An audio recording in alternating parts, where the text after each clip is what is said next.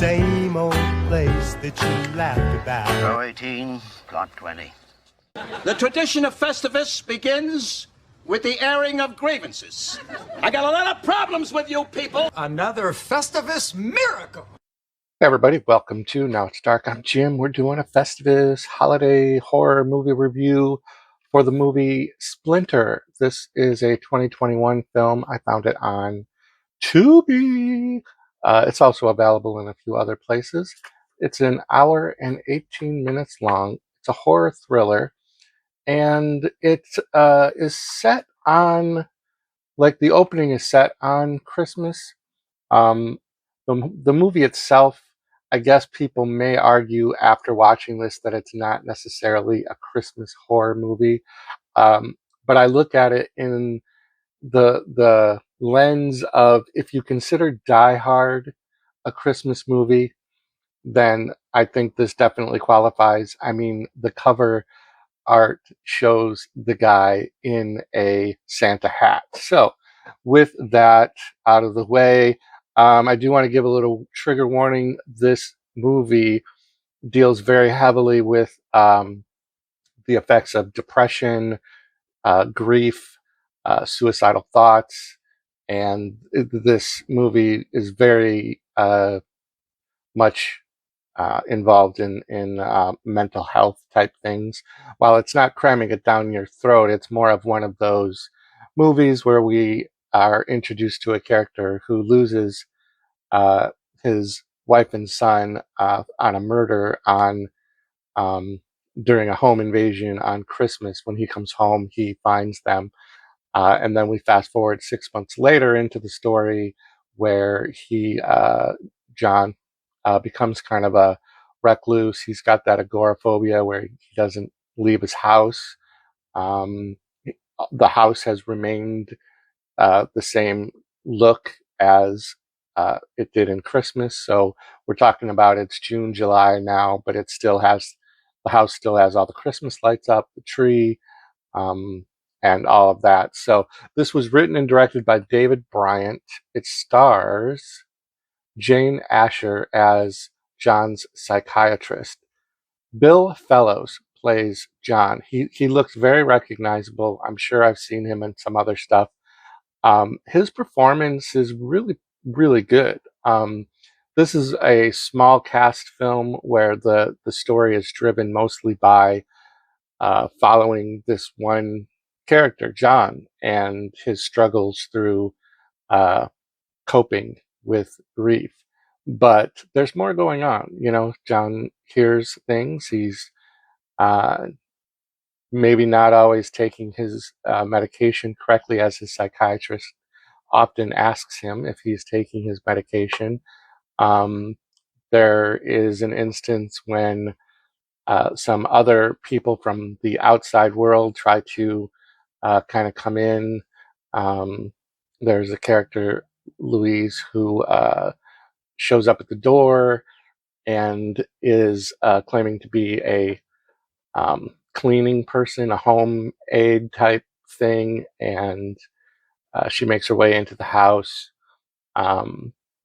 We have a lot of character development with John, with the usage of kind of like daydreams, kind of what's reality, what's not reality. We're like seeing things. We're given an insight into where his mental state is quite often. Some of the diagnoses that he has, one of them is obsessive compulsive disorder. I also actually have that as a diagnosed. It's not, I think a lot of people confuse what OCD is because they have preferences, like the toilet paper roll has to have the toilet paper hanging over the top, or when you go into your utensil drawer in the kitchen, the knives have to be, third, and it has to be forks, spoons, knives, or whatever the order is, but that's preference.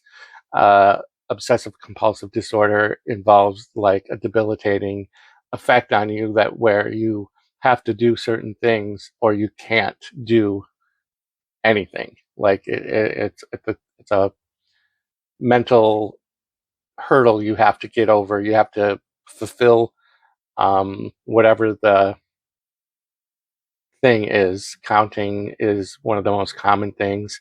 Think of Sheldon on The Big Bang Theory when he used to have to knock on the door 3 times. Knock, knock. That's a obsessive compulsive disorder. Not really sure. I kind of lost track of where I was going with that. Um, so it's a very slow burn. Like we're given a lot of time to get familiar with John, kind of feel his grief, kind of feel where he's at, and then things kind of start taking a little bit of twisty turns. We start realizing that he's having some major mental breakdowns, and that includes potentially seeing things or having split personalities, or he's definitely hearing voices and things like that. We get flashbacks of the night of the murder of his wife and son. We get a lot of that, like very fast at the end.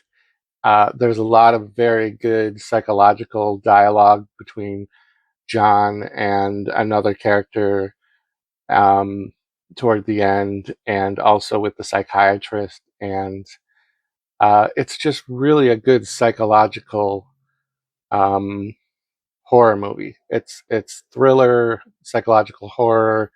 Um, there is actual kills. There are gore.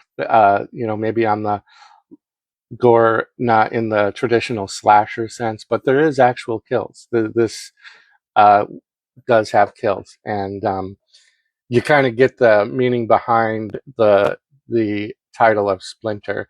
Now, this was released in 2022 under the title of Splinter in the US, but it looked to me like it was released in 2021 under Kindred.